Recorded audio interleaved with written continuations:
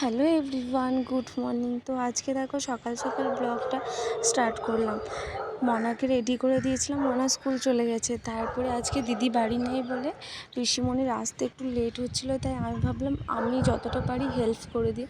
তো এই যে একটু ঝেড়ে ঝুড়ে দিচ্ছিলাম, বিছানাগুলো একটু পরিষ্কার করে রাখলাম, রুমগুলো একটু ঝাঁট দিয়ে দিলাম, তারপরে কিছু কাপড় জামা ছিল গুছিয়ে রাখলাম।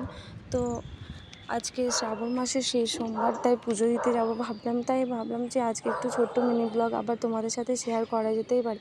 আমি ডেলি ভাবি যে পোস্ট করব, কেন যে করতে পারি না আমি নিজেই জানি না গো। তো তোমরাও আজকে শ্রাবণ মাসের শেষ সোমবার কে কোথায় পুজো দিতে গেছিলে অবশ্যই কমেন্ট করে জানাবে।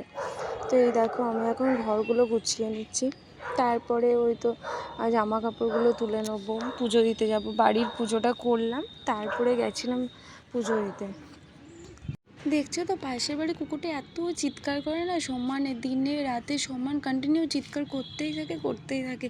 ওর জন্য আমি ভয়েস ওভার দিতে পারি না, হয় বাসের গাড়ি না হলে ওর আওয়াজ। তো ব্যাপারটা ভালো লাগবে না কপিরাইট চলে এলে।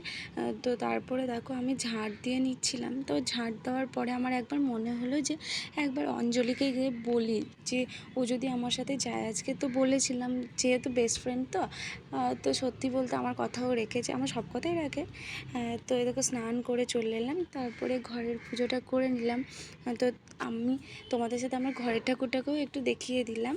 তারপরে এই যে পুজোটাকে রেডি করে নিয়ে আমি নিজেও রেডি হয়ে গেছিলাম। তো আমাকে কেমন লাগছে অবশ্যই তোমরা কমেন্ট করে জানাতে কিন্তু ভুলবে না গো।